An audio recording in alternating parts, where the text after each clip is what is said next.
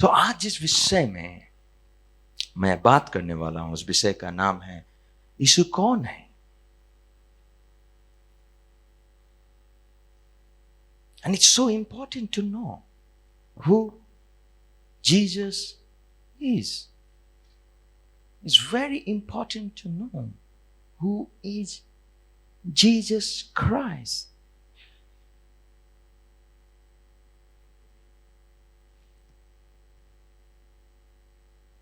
आप शायद बोल सकते हैं, मुझे पता है यीशु मसीह, हम तो यीशु मसीह की पूजा करने जाते हैं, आराधना करने जाते हैं, चर्च जाते हैं।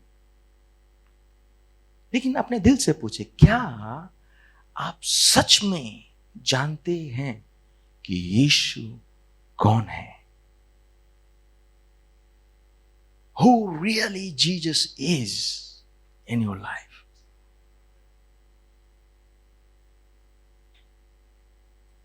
It's not just your head knowledge. आपके दिमाग के अंदर आपने कितना वचन पढ़कर इसको भर दिया है, इट्स नॉट अबाउट दैट। आप सच में क्या जानते हैं यीशु कौन है? आज बहुत सारे मसीह लोग भी नहीं जानते यीशु कौन है। यीशु एक ऐसा व्यक्तित्व है जिसने पूरे विश्व में और इसके इतिहास को हमेशा के लिए प्रभावित कर दिया। पूरे विश्व में और पूरे इतिहास में अगर सबसे बड़ा प्रभाव किसी ने छोड़ा है तो वो यीशु है। लेकिन मैं व्यक्तिगत रूप से मानता हूं कि वो प्रभाव छोड़ने वाले से कहीं अधिक बड़ा है। You understand? वो इस पृथ्वी पर केवल प्रभाव छोड़ने नहीं आया था, प्रभाव उसका फल था। अब ये संसार उसको अलग अलग रूप में जानती है, लेकिन उसको व्यक्तिगत रूप में जानना कि कौन है यीशु मसीह, मनुष्य जाति के अनंत काल के भविष्य को प्रभावित करती है। ये इतना महत्वपूर्ण है ना। आगे बढ़ने से पहले मैं चाहता हूं कि आप एक बात को जरूर समझ लें और गांठ बांध लें इस विषय में आगे बढ़ने से पहले, कि यीशु ईसाई का परमेश्वर नहीं है। यीशु केवल ईसाई जाति का परमेश्वर नहीं है। और अगर आप एक बार इस बात की गांठ बांध लेते हैं, अगर आपको एक बार यह बात समझ आ जाती है कि यीशु केवल और केवल ईसाई जाति का परमेश्वर नहीं है, तब आप खुल जाते हैं यीशु के बारे में अध्ययन करने के लिए। तब आपका दिल और दिमाग खुल जाता है कि आप यीशु के चरित्र पर अध्ययन कर सकें। कौन है यीशु? कौन है यीशु? यीशु सर्वशक्तिमान परमेश्वर है। यीशु 3 जवानों के साथ में आग में चलने वाला परमेश्वर है। यीशु बाघ के मुंह को बंद करने वाला परमेश्वर है। यीशु समुद्र को 2 भाग करने वाला परमेश्वर है। यीशु चट्टान में से इजरायलियों को पानी पिलाने वाला परमेश्वर है। यीशु इजरायली लोगों को 40 साल तक स्वस्थ रखने वाला परमेश्वर है। यीशु अब्राहम, याकूब और इसहाक को दर्शन देने वाला परमेश्वर है। यह है, और यही बात यहूदी लोगों को उस समय नहीं समझ आई थी। ये बात नहीं समझे थे, और उनके जैसे आज भी बहुत सारे लोग हैं जो ये समझने में असमंजस महसूस करते हैं कि प्रभु यीशु उत्पत्ति की पुस्तक से लेकर प्रकाशित वाक्य के पुस्तक तक में विद्यमान है। जब भी आप बाइबल के पन्ने को खोलते हैं, और वहां पर आप परमेश्वर के चरित्र को देखते हैं। कौन है वो? वही यीशु है।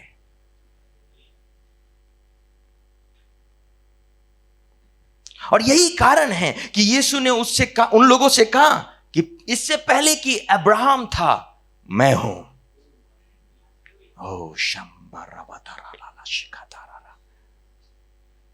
वो लोगों के बीच में खड़ा हो गया और कहा, इससे पहले कि तेरा पिता अब्राहम था, मैं हूं। इसका मतलब क्या है? इसका मतलब कि इससे पहले कि तेरा पिता अब्राहम था, मैं परमेश्वर हूं। लोग उस समय गुस्सा हो गए जब उसने कहा कि मैं परमेश्वर का पुत्र हूं, तो लोग नाराज हो गए। यहूदी लोग नाराज हो गए। क्यों? क्योंकि परमेश्वर के पुत्र होने का मतलब होता है परमेश्वर शरीर में। तो उसने घोषणा कर दी,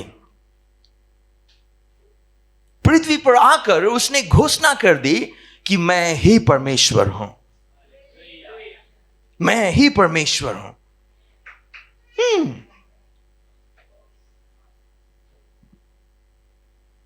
church, I am telling you, विश्वासियों, मैं आपको कह रहा हूं, इस विषय में बिल्कुल भी कंफ्यूज ना हो कि यीशु कौन है। यह आपको पता होना चाहिए यीशु कौन है, और वचन से पता होना चाहिए यीशु कौन है। क्यों? क्योंकि आपके कंधों पर एक बड़ी जिम्मेदारी है इस संसार को बताने की कि यीशु कौन है।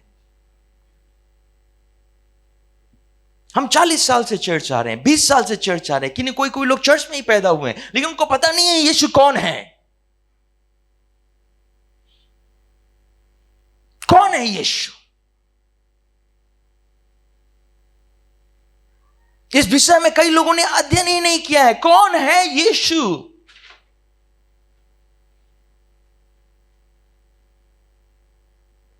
कौन है यीशु? हमने कभी भी इसको महत्वपूर्ण समझा ही नहीं अध्ययन करने के लिए। कौन है यीशु? हमने पूरी बाइबल खत्म कर दी, हमने 10 बार बाइबल पढ़ा, हमने 20 बार बाइबल पढ़ा, लेकिन हमने थोड़ा सा भी इसको महत्वपूर्ण नहीं समझा कि हम इस पे थोड़ा सा समय दें यह समझने के लिए कि यीशु कौन है। कौन है यीशु?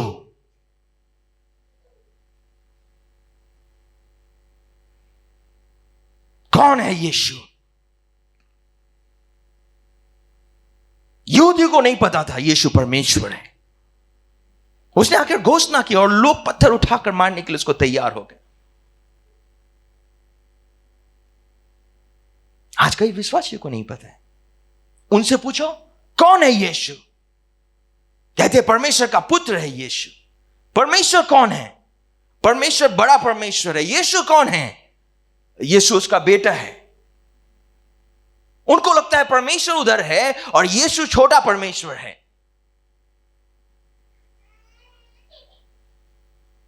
कितना टाइम दिया आपने यीशु के चरित्र पर अध्ययन करने के लिए? यीशु कौन है? कभी नहीं समझ पाते। अब त्रिएक परमेश्वर के आइडिया के कारण वो कभी भी प्रभु यीशु मसीह को परमेश्वर के रूप में देख ही नहीं पाते। अब आगे बढ़ने से पहले मैं आपको यह बता देना चाहता हूं कि मैं बिल्कुल त्रिएक परमेश्वर पर भरोसा करता हूं। मैं पिता पर को मानता हूं, मैं पुत्र को मानता हूं, मैं पवित्र आत्मा को मानता हूं, मैं उनके व्यक्तित्व को मानता हूं, मैं उनके कार्य प्रणाली को मानता हूं, मैं उनके वचनों को मानता हूं। तो अभी से मुझे जज ना करें कि त्रिएक परमेश्वर के आइडिया के कारण मैं जो बोल रहा हूं, त्रिएक परमेश्वर के आइडिया के कारण हम परमेश्वर यीशु मसीह को कभी परमेश्वर के रूप में देखते ही नहीं।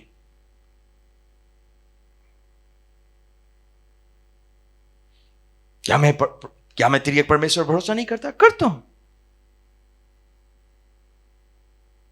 लेकिन कई लोग आधे अधूरे रूप में त्रिएक परमेश्वर को समझने के कारण, क्या कह रहा हूं मैं, आधे अधूरे रूप में तिर्यक परमेश्वर को समझने के कारण कभी भी यीशु मसीह को परमेश्वर के रूप में नहीं देख पाए। कौन है यीशु? बाइबल बताती है यीशु परमेश्वर का शरीर है। हालेलुया। यीशु परमेश्वर का शरीर है। और अभी हम वचन देखेंगे, यीशु परमेश्वर का शारीरिक प्रकटीकरण है इस पृथ्वी पर।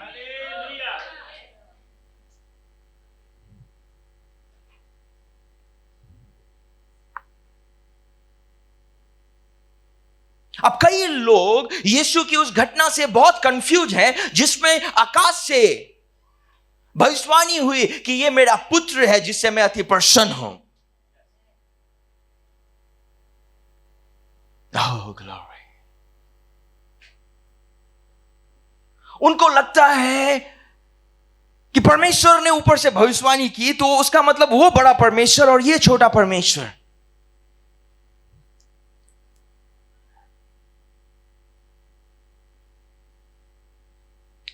लेकिन मैं आपसे सवाल पूछना चाहता हूं आज के सुबह, क्या यह परमेश्वर के लिए असंभव है कि वो ऊपर भी रहे और नीचे भी रहे? क्या यह परमेश्वर के लिए असंभव है कि वो यहां पे भी रहे और वहां पे भी रहे? क्या यह परमेश्वर के लिए असंभव है कि वो जयपुर में भी रहे और जोधपुर में भी रहे? क्या यह परमेश्वर के लिए असंभव है कि वो पानी में भी रहे और स्थल पे ही रहे? हाँ?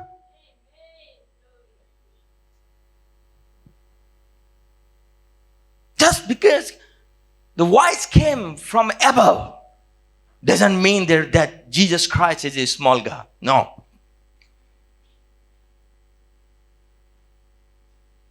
परमेश्वर के लिए असंभव नहीं है पीछे भी रहना और आगे भी रहना। कल मैं शाम को यहां पर प्रार्थना के लिए बैठा था और मैं प्रार्थना कर रहा था, प्रभु मैं आपके लोगों को आप कौन हैं मैं बताना चाहता हूं क्लियरली, साफ साफ शब्दों में, समझने वाले शब्दों में, प्रकाशन के साथ में। कौन है यीशु? आप मुझे बुद्धि दें। मैं और आंखें बंद करके प्रार्थना कर रहा था। Oh, Shaba Rabba Rabba Shikarayana. And he entered in my office. और वो मेरे ऑफिस में आया. And I just went down crying, God, God, I worship you. Oh, Shababa Rabba Shitatatayana. I sat down there and worship him and worship him and worship him and worship him. When I saw his glory, I worship him. And there was nothing I could desire. I saw him. I saw him. And it was glorious. I saw him. I saw him. He was standing before me. मेरे आगे खड़ा था. और same time मैंने देखा वो मेरे पीछे खड़ा था, मेरे कंधों पर हाथ रखे हुए. I fell down and cry and I couldn't help myself. I saw him. I saw him. I worship him. मेरे पास में शब्द नहीं थे. I was just crying and worship him and worship him and worship him. I fell down on his feet and I worship him. Ooh, I worship him. I worship him. When I saw him, I worship him. Ooh.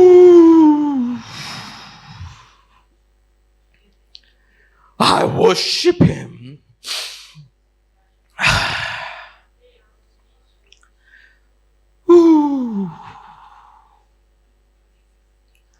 I worship him.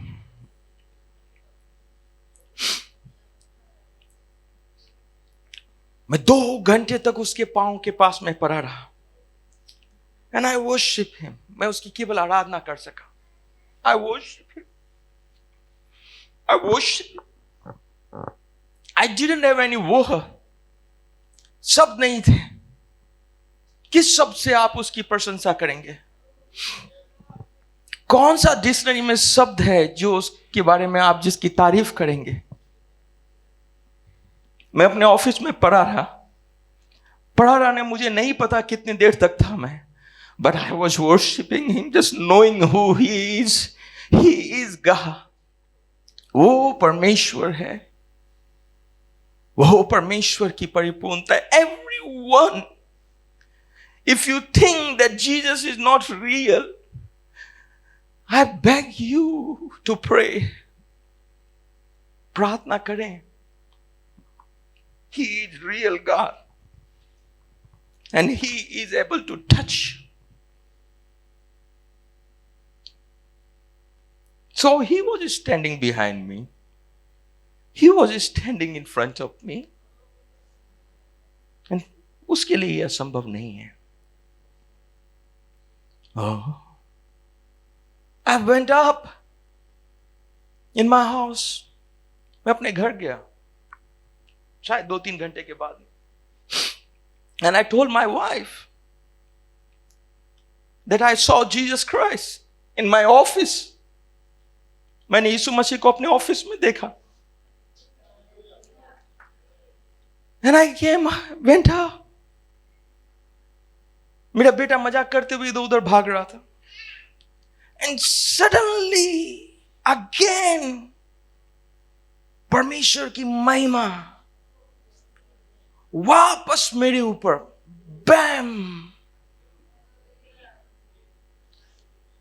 I was burning with the fire of the Holy Spirit. उसके आग से मैं जलने लगा. And I was just praying and praying and praying and praying and praying. I couldn't even pray. I just standing there. मैं बस खड़ा था उधर अपने दीवार को पकड़ कर, क्योंकि मैं गिर जाता. कम से कम 1 घंटे तक मैं अपने दीवार को पकड़ के खड़ा रहा, प्रार्थना करते रहा. पाशी खारा बाशी थे. The glory was there. मैं खाना खाता and suddenly वापस उसकी उपस्थिति. Oh, it came upon me.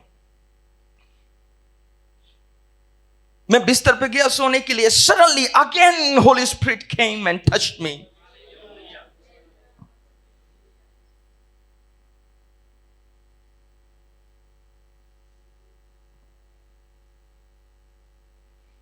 इस सुबह मैं आया. Again I was preparing for my message. और मैं ऑफिस में गया थोड़ी देर बैठने के लिए.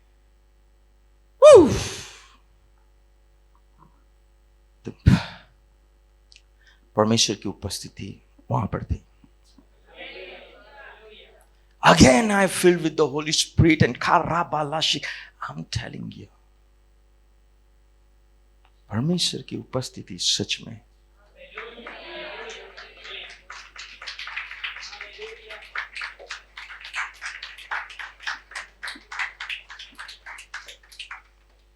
परमेश्वर की उपस्थिति सच में होती.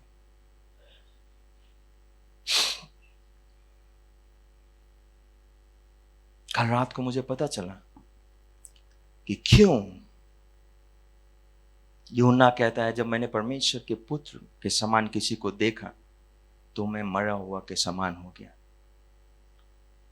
दानियल क्यों कहता है जब मैंने परमेश्वर के पुत्र मनुष्य के पुत्र के शरीर के किसी को देखा तो मैं अधमरा हो गया.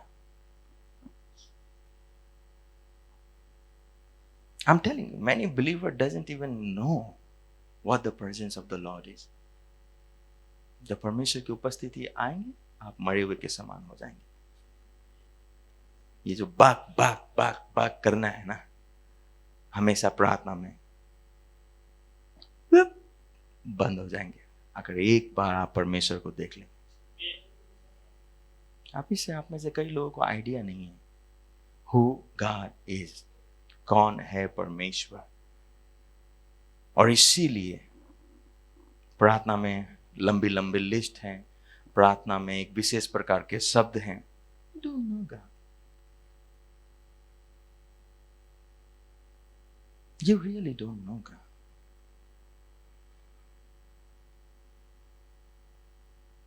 जब यीशु मसीह का एनकाउंटर, मेरा जब एनकाउंटर हुआ यीशु मसीह के साथ में कल ऑफिस में, मैं प्रार्थना नहीं कर रहा था प्रभु मुझे ये चाहिए और वो चाहिए। मैं तो मरे हुए के समान था। छत में घर पर गया, मैं मरे हुए के समान था, मुझे होश नहीं, मानो मेरा आधा प्राण गुम हो गया। तब मुझे पता चला क्यों यीशु मसीह को बार बार आकर कहना पड़ता मत डर, हिम्मत बांध।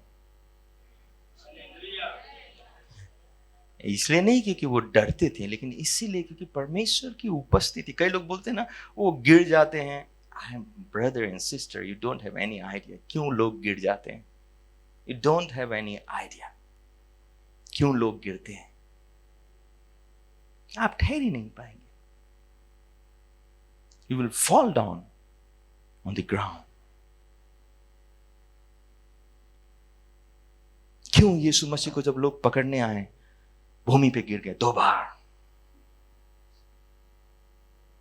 वो उसकी उपस्थिति के आगे खड़े नहीं हो पाए। और हम कई बार उसकी उपस्थिति में नाचते हैं, गाते हैं, शब्द का प्रयोग करते हैं, हे अब्बा पिता परमेश्वर। जिस दिन आप यीशु मसीह को देख लेंगे, आपके शब्द डिब्बे में पैक कर आप बक्से में बंद करके रख देंगे। सो क्या परमेश्वर के लिए असंभव है कि वो आपके पीछे भी रहे और आपके आगे भी रहे? क्या ये असंभव है कि वो स्वर्ग में भी हो और इस पृथ्वी में भी हो? नहीं, बिल्कुल नहीं। यीशु कौन है?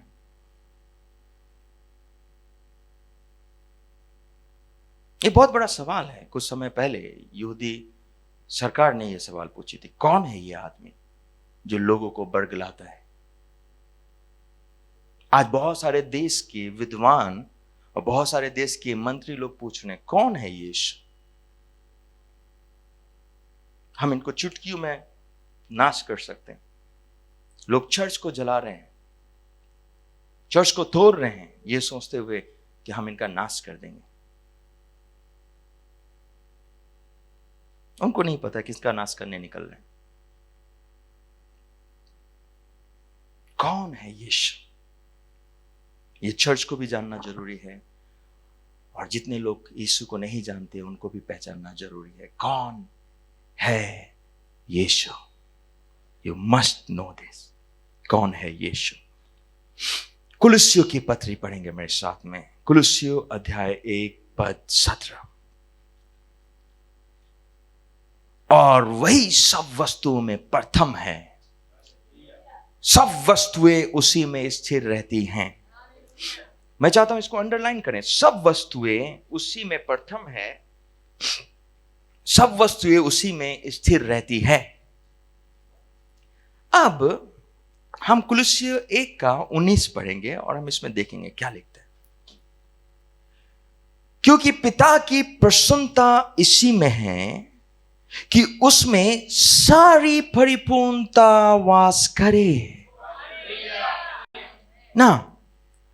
अब आपको सवाल पूछना चाहिए कि कौन सी परिपूर्णता? सारी परिपूर्णता, लेकिन कौन सी परिपूर्णता? क्योंकि पिता की प्रसन्नता इसी में है कि उसमें सारी परिपूर्णता वास करे, लेकिन कौन सी परिपूर्णता? ये कौन सी परिपूर्णता है जो पिता चाहता है कि उसमें वास करें? अगर इसको जानना है तो कुलुस्सियों 2 इसको हम पढ़ें। कुलुस्सियों 2 और पद 9।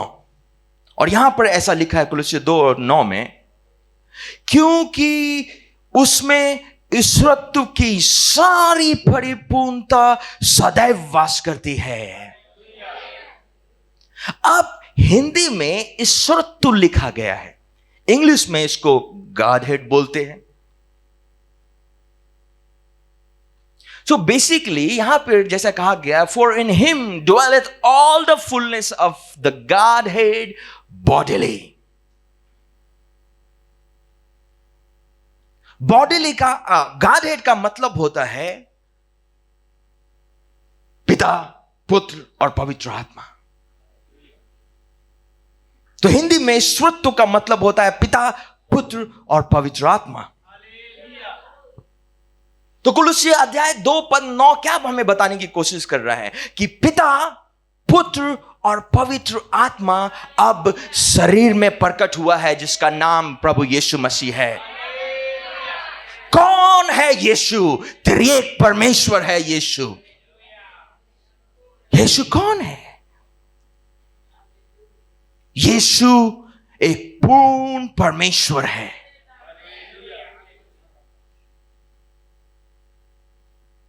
इंग्लिश में देखिए कितने सुंदर तरीके से इसका व्याख्यान किया गया है। लिखा है, for in him dwelleth all the fullness of the Godhead bodily. शरीर में परमेश्वर के, त्रिएक परमेश्वर की परिपूर्णता। कौन है यीशु? परिपूर्ण परमेश्वर है यीशु। लेकिन लोग उसे नहीं पहचानते। इसलिए यूहन्ना अपने पुस्तक में कहता है, यूहन्ना 1:10 में, कि वो जगत में था और जगत उसके द्वारा उत्पन्न हुआ और जगत ने उसे नहीं पहचाना। वो जगत में था और जगत उसके द्वारा उत्पन्न हुआ और जगत ने उसे नहीं पहचाना। He was in the world and the world was made by him and the world knew him not.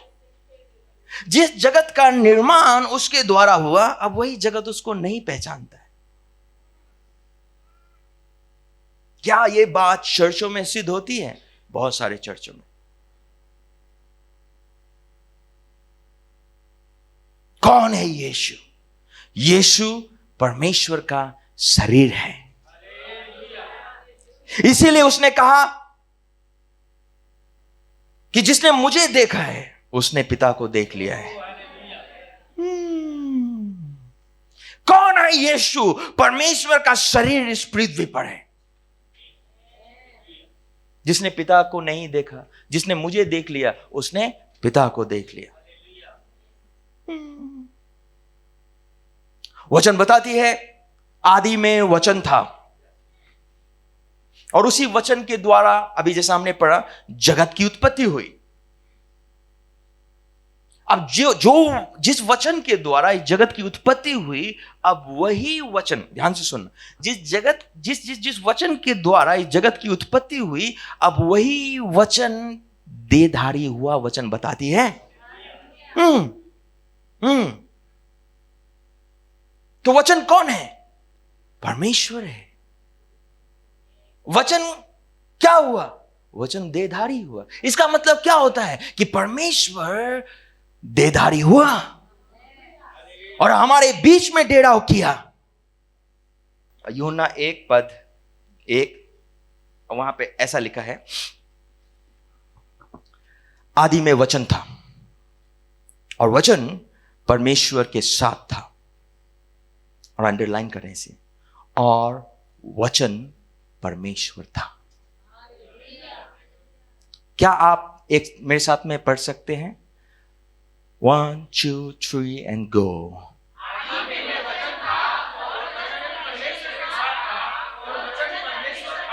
Right? आदि में वचन था, वचन परमेश्वर के साथ था और वचन परमेश्वर था। अब इस अध्याय को समझे, हम क्रिश्चियन लोगों ने बहुत बार पढ़ी है, लेकिन शायद हमने जल्दी जल्दी पढ़ लिया। अब आप लेखक के नजरिए से देखेंगे इसे, क्यों यूहन्ना कह रहा है कि वचन परमेश्वर था. And that is the past tense. Okay, in the beginning was the Word, and the Word was with God, and the Word was God. क्यों कह रहा है कि वचन परमेश्वर था? क्या कभी आपने इस पे पढ़ते हुए मनन किया है? क्यों यूहन्ना कह रहा है कि वचन परमेश्वर था? यूहन्ना इसीलिए ये कह रहा है कि वचन परमेश्वर था क्योंकि जो वचन स्वर्ग में था अब इस पृथ्वी पर देहधारी होने वाला था.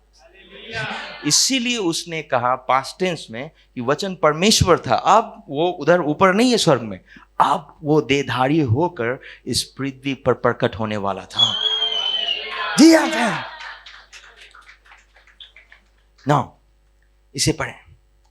अध्याय 1 का पद 3 में, इसी अध्याय का 1 पद 3 में, सब कुछ उसी के द्वारा उत्पन्न हुआ. Understand this. कहे मेरे साथ में, सब कुछ उसी के द्वारा उत्पन्न हुआ. किसके द्वारा? वचन के द्वारा,